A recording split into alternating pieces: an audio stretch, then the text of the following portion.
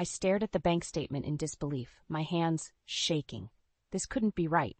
I blinked, hoping the numbers would magically change, but they remained stubbornly the same. A $50,000 loan from Richard's parents? When did this happen? "Richard," I called out, my voice echoing through our suburban home. "Can you come here for a second?" I heard his footsteps approaching, and he appeared in the doorway of our home office, an easy smile on his face. "What's up, Lucia?" I held up the statement. "Care to explain this?" His smile faltered for a moment, but he quickly recovered. "Oh, that? It's nothing to worry about, honey. Just a little financial help from Mom and Dad." "A little help?" I felt my blood pressure rising. "Richard, $50,000 is not a little help. When were you planning on telling me about this?" He shrugged, leaning against the doorframe. "I didn't think it was a big deal. You know how my parents are, always wanting to help out." I took a deep breath, trying to calm myself. That's not the point. We're married. We're supposed to make these decisions together. "Look, Lucia," he said, his tone turning patronizing, "I didn't want to bother you with the details. You've been so busy with work lately, I thought I'd handle it." I stood up, facing him directly. "Handle it? By going behind my back? We agreed to be open about our finances when we got married, remember?" Richard's face hardened. "I made an executive decision. Sometimes that's necessary in a marriage." "Necessary?" I scoffed. "What was so necessary that you needed $50,000 without discussing it with me?" He waved his hand dismissively. "It's complicated, business stuff. You wouldn't understand." That stung. "Try me," I challenged. Richard sighed, running a hand through his hair. "Look, can we talk about this later? I have a meeting in 10 minutes. I felt the anger bubbling up inside me. "No, we can't talk about this later. This is important, Richard. We need to discuss this now." He checked his watch, impatience clear on his face. "I don't have time for this right now, Lucia. We'll talk tonight, okay?" Before I could respond, he turned and walked away, leaving me standing there, stunned and furious. I sank back into my chair, my mind racing. This wasn't like Richard. We'd always been open with each other, especially about money. What was he hiding? My phone buzzed, startling me. It was a text from my best friend Meredith. "Lunch today? I need girl talk." I smiled despite my anger. Meredith always had perfect timing. "Absolutely," I texted back. "You won't believe what I just found out." As I gathered my things to leave, I noticed a piece of mail on Richard's desk. It was addressed to him, but the return address caught my eye. Stella Jewelers. My stomach twisted. Our anniversary wasn't for months, and my birthday had just passed. I picked up the envelope, weighing it in my hand. It felt like it contained a small box. Should I open it? No, I decided, putting it back down. I wasn't going to stoop to his level of secrecy. But as I walked out the door, the image of that envelope burned in my mind. First the loan, now this mysterious package. What else was Richard hiding? I climbed into my car, my hands gripping the steering wheel tightly. As I pulled out of the driveway, I made a silent vow to myself. I was going to get to the bottom of this, no matter what it took. Richard might think he could keep secrets from me, but he was about to learn just how determined I could be. Little did I know, this was just the beginning of a journey that would turn my entire world upside down. I couldn't shake the unease that had settled over me since discovering Richard's secret loan. As I sat at my desk, trying to focus on work, my mind kept drifting back to our argument. Something wasn't adding up. The ping of an incoming email jolted me from my thoughts. It was from Richard. "Hey, honey, can you transfer $300 to my account for this month's expenses? Thanks." I blinked at the screen, confused. Only $300? That was barely enough to cover groceries, let alone our other bills. Richard's six-figure salary had always covered most of our expenses. What was going on? I picked up my phone and dialed his number. It went straight to voicemail. Typical. "Richard, it's me. We need to talk about this $300. Call me back, please." Hours ticked by with no response. By dinner time, I was fuming. The front door opened, and Richard strolled in, whistling. "Hey, Lucia," he said, dropping his briefcase. "What's for dinner?" I crossed my arms. "We need to talk." His smile faltered. "About what?" "About the $300 you asked for. Richard, that's not nearly enough for our monthly expenses." "What's going on?" He shrugged, heading for the fridge. "I thought we could tighten our belts a bit, save some money." "Save money," I echoed. Since when have you been concerned about saving, and why now, right after taking out a huge loan from your parents? Richard's back stiffened. He turned to face me, his expression guarded. Look, Lucia, I told you not to worry about that loan. I've got everything under control. Do you? I challenged. Because from where I'm standing, nothing about this seems under control. First the loan, now this. What aren't you telling me? He slammed the fridge door shut. For God's sake, Lucia, can't you just trust me? I'm handling our finances. That's my job. Your job? I felt my temper rising. I thought we were partners in this marriage. When did it become your job to make unilateral decisions about our money? Richard ran a hand through his hair, frustration evident on his face. You're blowing this way out of proportion. It's just money. Just money. I couldn't believe what I was hearing. Richard, money is what keeps a roof over our heads and food on our table. It's not just anything. He waved a dismissive hand. You're being hysterical. I've got everything under control. Now, can we please just have dinner and forget about this? I stood there, stunned by his cavalier attitude. This wasn't the Richard I knew. The man I married would never dismiss my concerns like this. Fine, I said, my voice cold. Dinner's in the oven. I've lost my appetite. I turned and walked out of the kitchen, leaving Richard to serve himself. As I climbed the stairs to our bedroom, I heard him muttering under his breath. Once in our room, I sat on the edge of the bed, my mind racing. Something was seriously wrong. Richard's behavior, the secret loan, the measly $300 for expenses. None of it made sense. I pulled out my phone and texted Meredith.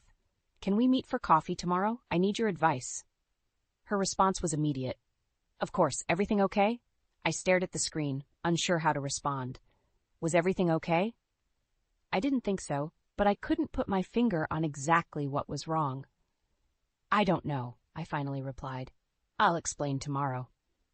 As I set my phone down, I heard Richard's footsteps on the stairs. I quickly wiped away the tears I hadn't realized were falling and steeled myself for another confrontation.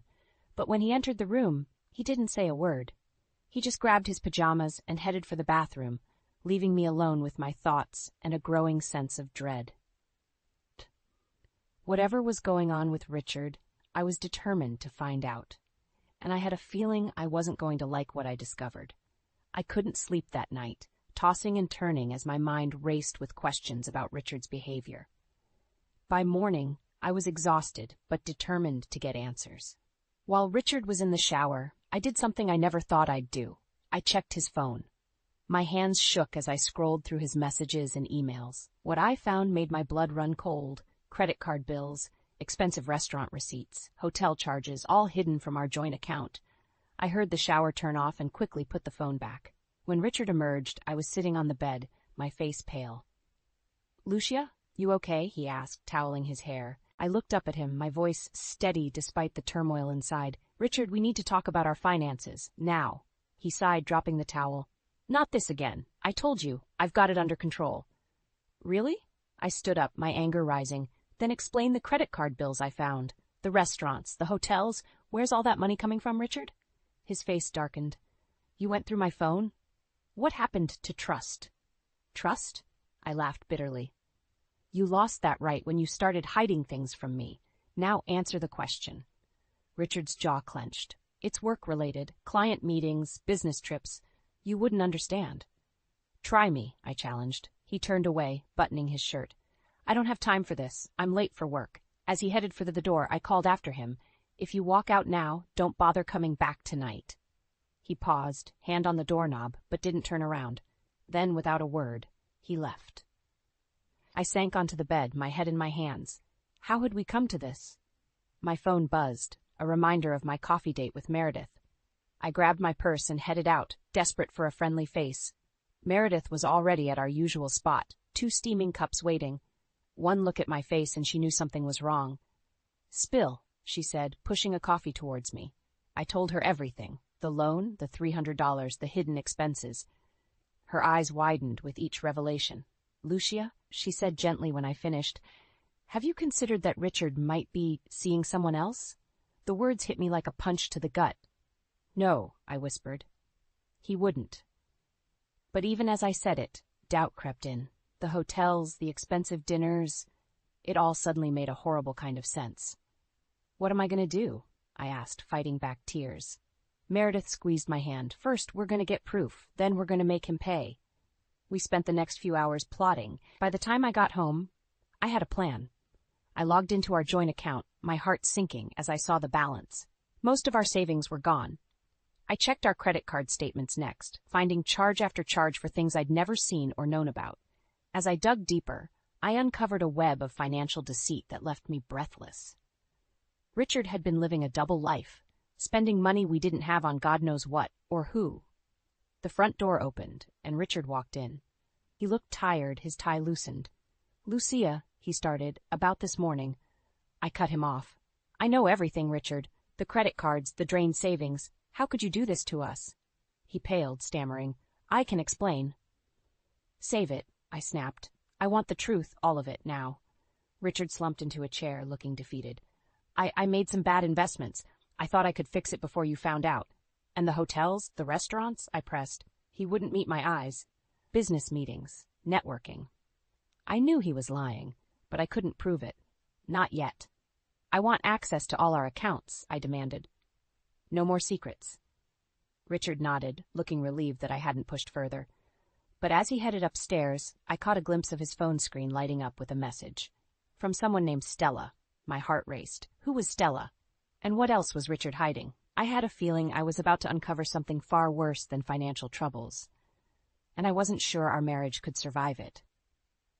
The name Stella haunted me for days.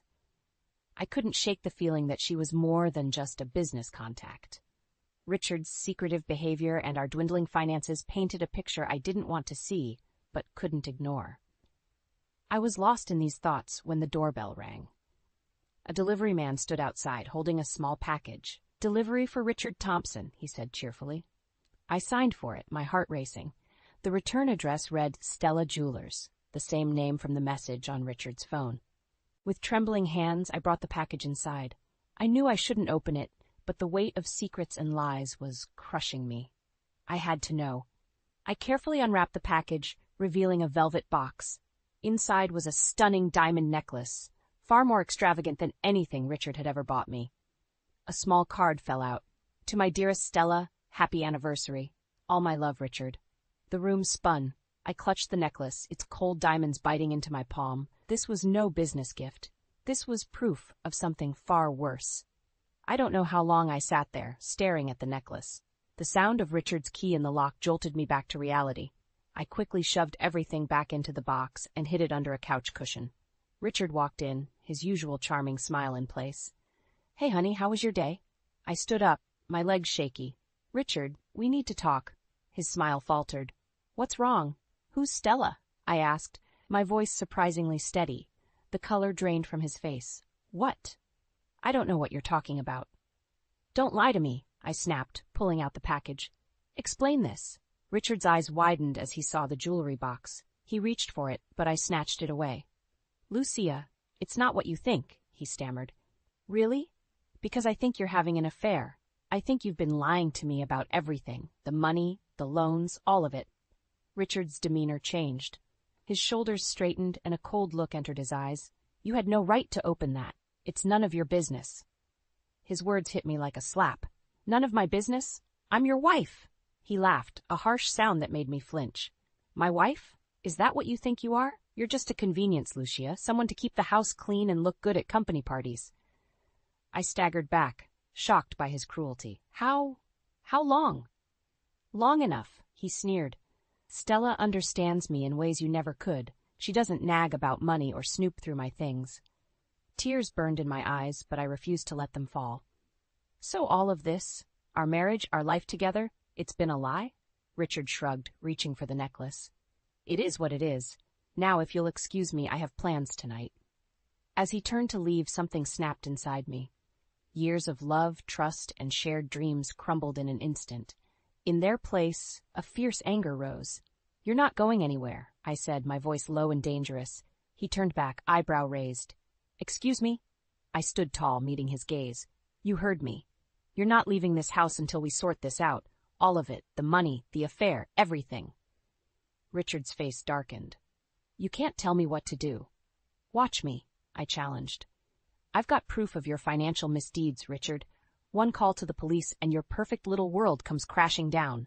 Fear flashed in his eyes, quickly replaced by anger. You wouldn't dare. I pulled out my phone. Try me. We stood there, locked in a silent battle of wills. I knew in that moment that everything had changed. The man I loved was gone, replaced by this stranger who'd betrayed me in every possible way. As I dialed the first digit, I realized there was no going back. Whatever happened next would change our lives forever, and I was ready for it. My finger hovered over the phone, Richard's face a mask of fury and fear. Just as I was about to press the final digit, Meredith's voice echoed in my head. Don't do anything rash, we need proof. I lowered the phone, my heart pounding. You have one chance to explain everything, Richard. One chance to save whatever's left of our marriage. He sneered, but I saw the relief in his eyes. There's nothing to explain. You're overreacting as usual. I took a deep breath, steeling myself. Fine, if that's how you want to play it, I'll find the truth myself. I stormed out of the house, leaving Richard standing there dumbfounded. I drove straight to Meredith's place, tears blurring my vision. Meredith opened the door, took one look at my face, and pulled me into a hug. Oh, honey, what happened? Between sobs, I told her everything, the necklace, Stella, Richard's cruel words. Meredith listened, her face growing darker with each revelation. That bastard, she muttered. Okay, here's what we're going to do. We're going to find this Stella, and we're going to get proof of everything. For the next few hours, we played detective. Meredith, it turned out, had a knack for online sleuthing. We scoured social media, piecing together the puzzle of Richard's secret life. Look at this, Meredith said, pointing to her laptop screen. It was a photo of Richard at a restaurant, his arm around a young blonde woman. The caption read, Anniversary dinner with my love, 2 years strong. The date was from last month. 2 years. He'd been cheating on me for 2 years. There's more, Meredith said gently. She pulled up financial records, showing large transfers from our joint account to an unknown recipient. He's been funneling money to her, I whispered, the reality of his betrayal sinking in. Meredith squeezed my hand. Lucia, I hate to say this, but I think it's time to talk to a lawyer. I nodded, numb. You're right. This marriage is over. Just then my phone buzzed. It was a text from Richard. Where are you? Come home. We need to talk. I showed Meredith the message. Her eyes narrowed. Don't go alone. I'm coming with you. When we arrived at the house, Richard was pacing in the living room. He looked up, surprise flashing across his face when he saw Meredith. What's she doing here? He demanded. She's here to support me, I said, my voice steady, while you tear our life apart. Richard's face softened, a look I'd seen him use countless times to charm his way out of trouble. Lucia, baby, I'm sorry. I made a mistake, but I love you. We can work this out. I almost laughed. Work it out? After 2 years of lies? After draining our accounts for your mistress? His eyes widened. How did you? It doesn't matter, I cut him off. What matters is that it's over, Richard. I want a divorce. The charm vanished from his face, replaced by cold anger. You'll regret this, Lucia. You're nothing without me. Meredith stepped forward, fire in her eyes. Watch it, Richard. One more word and I'll show you just how much Lucia doesn't need you. Richard glared at us both, then stormed out of the house, slamming the door behind him. I sank onto the couch, exhaustion washing over me. What do I do now? Meredith sat beside me, her arm around my shoulders. Now we fight. We get you the best lawyer in town, and we make sure Richard pays for every lie, every betrayal. I nodded, a new determination rising within me. Richard thought I was nothing without him? I'd show him just how wrong he was. As I sat there planning my next move, I realized something. The pain of Richard's betrayal was still there, but alongside it was a growing sense of freedom. For the first time in years, I felt like I could breathe. Okay, I said, sitting up straighter. Let's do this. It's time Richard learned that hell hath no fury like a woman scorned. Meredith grinned, a fierce light in her eyes. That's my girl. Let's make him rue the day he ever messed with Lucia Thompson. As we began to plan, I knew the road ahead would be tough. But I was ready. Richard had underestimated me for the last time. Now it was my turn to show him and the world exactly what I was made of. The day of reckoning had arrived. Armed with a folder full of evidence and Meredith by my side, I marched into our house, ready for the final confrontation with Richard. He was in his study, lounging in his leather chair, as if he didn't have a care in the world. The sight of him, so nonchalant after everything he'd done, made my blood boil. "Richard," I said, my voice steady despite the storm raging inside me, "we need to talk." He looked up, his eyes narrowing when he saw Meredith. "I thought I told you to come alone." "And I thought we had a faithful marriage," I shot back. Looks like we were both wrong. I slammed the folder on his desk, spreading out bank statements, hotel receipts, and screenshots of his conversations with Stella. "Care to explain this?" I asked, watching the color drain from his face. Richard's eyes darted between the documents, his mouth opening and closing like a fish out of water. Then, as if a switch had been flipped, his demeanor changed. He leaned back, a smug smile spreading across his face. "So what?" he said, his voice dripping with arrogance. "You caught me. Congratulations. What are you going to do about it?" His cavalier attitude stunned me. "What am I going to do? I'm divorcing you, Richard, and I'm taking everything." He laughed, a cold, cruel sound that sent shivers down my spine. "Good luck with that, sweetheart. You signed a prenup, remember? You'll get nothing." My heart sank. The prenup. How could I have forgotten? But then Meredith stepped forward, a fierce glint in her eye. "Actually, Richard," she said, pulling out another document, "that prenup becomes null and void in cases of infidelity, and we have more than enough proof of that." Richard's smug expression faltered. "You're bluffing." "Try us," I challenged. "We've got statements from the private investigator, testimony from hotel staff, even a signed affidavit from Stella herself." At the mention of Stella's name, Richard's composure cracked. "You talked to Stella?" "Oh, yes," Meredith chimed in. "She was quite helpful once we explained how you've been siphoning company funds to finance your little affair. Turns out she's not too keen on being an accessory to embezzlement." Richard lunged for the phone, but I was quicker. I snatched it away, my heart pounding. "It's over, Richard," I said. "You've lost everything. The company knows about the embezzlement. Stella's gone. And now I'm leaving too." For a moment, I saw fear in his eyes. Then, like a cornered animal, he lashed out. "You think you can survive without me?" he snarled. "You're nothing, Lucia. Just a trophy wife who got lucky. Without me, you'll be back to being a nobody in no time." His words stung, but I stood my ground. I'd rather be a nobody with dignity than spend another second as your wife. I turned to leave, but Richard grabbed my arm, his grip painfully tight. "You're not going anywhere," he growled. Suddenly, Meredith was there, her phone out. "Let her go, Richard, or I start live streaming. I'm sure your company would love to see how you treat women." Richard released me, his face contorted with rage. "This isn't over," he spat. "Oh, but it is," I said, rubbing my arm. "Goodbye, Richard." As we walked out, I heard the crash of something being thrown against the wall, but I didn't look back. My legs were shaky, and tears threatened to spill, but I held my head high. Outside, I took a deep breath of fresh air. It felt like my first real breath in years. "You did it," Meredith said, squeezing my hand. "You're free." I nodded, a mix of relief and fear washing over me. The road ahead was uncertain, but for the first time in a long time, it was mine to choose. As we drove away, I realized this wasn't just the end of my marriage. It was the beginning of my new life, and despite the pain and uncertainty, I was ready to embrace it. The keys to my new apartment felt heavy in my hand as I stood at the threshold.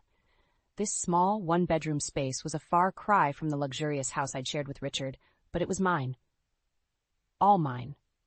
I took a deep breath and stepped inside, the weight of my new reality settling on my shoulders. Freedom tasted bittersweet. "Home sweet home," I murmured to myself, setting down the last of my boxes. My phone buzzed. It was an email from my lawyer. The divorce proceedings were moving forward, but Richard was fighting tooth and nail for every penny. I sighed, feeling the familiar knot of anxiety tightening in my stomach. Just then, another email popped up. This one made my heart race. It was from my boss, requesting an urgent meeting. With trembling fingers, I dialed her number. "Lucia," she said, her voice tense. "We need to talk about your position at the company." My throat went dry. "What about it?" "Richard has been making some claims. He's suggesting that you were complicit in his financial misdeeds." The room spun. "That's a lie," I exclaimed. "I had no idea what he was doing." "I believe you," my boss said, "but the board is concerned. We need to conduct an internal investigation. In the meantime," I knew what was coming before she said it. "You're suspending me." "With pay," she added quickly. "But yes." I'm sorry, Lucia. I ended the call, my mind reeling. Richard had struck again, this time aiming for my career. The one thing I had left. I sank onto my new second-hand couch, fighting back tears. How much more could I lose? My phone rang again. Unknown number. I almost didn't answer, but something made me pick up. Hello, I said warily. Is this Lucia Thompson? A woman's voice asked. Yes, who's this? This is Stella. I nearly dropped the phone. Stella, Richard's ex-mistress, she finished. Listen, I know you have no reason to trust me, but I need to talk to you. It's about Richard. My heart pounded. What about him? He's not done with you, Lucia. He's planning something big, something that could ruin you completely. I felt the blood drain from my face. What do you mean? Meet me, Stella said urgently. I'll explain everything. I agreed to meet her at a coffee shop downtown, my mind racing. What could Richard possibly have planned? Hadn't he taken enough from me already? As I grabbed my purse to leave, my phone buzzed again. This time it was Meredith. Lucia, turn on the news, now. I fumbled for the remote, flicking on the small TV in my new apartment. My jaw dropped as I saw Richard's face filling the screen. Allegations against my soon-to-be ex-wife, Lucia Thompson, he was saying, his voice dripping with false sincerity.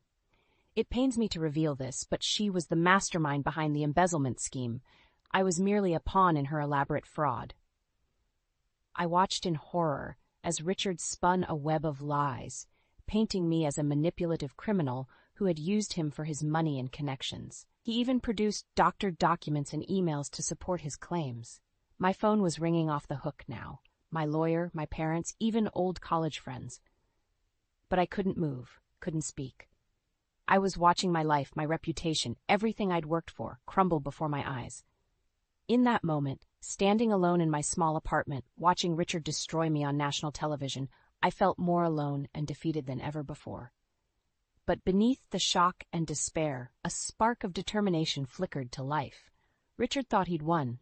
He thought he'd broken me for good. But he'd underestimated me once before, and I wasn't about to let him do it again. With shaking hands, I grabbed my keys and headed for the door. I had a meeting with Stella to get to, and this time, I was going to fight back with everything I had. The game wasn't over yet. Not by a long shot. I stood outside the courthouse, my heart pounding. This was it, the final showdown. Months of legal battles, sleepless nights, and relentless determination had led to this moment. As I walked in, I caught sight of Richard. He looked haggard, a far cry from the polished man I'd married. Our eyes met, and for a moment I saw a flicker of the man I once loved. But then his gaze hardened, and I remembered why we were here. The courtroom was packed. I saw Meredith in the back, giving me a reassuring nod. And there, to my surprise, was Stella, looking nervous but determined. As the judge entered, a hush fell over the room. Richard's lawyer spoke first, weaving a tale of my supposed deceit and manipulation. I gripped the edge of my seat, willing myself to stay calm. Then it was our turn.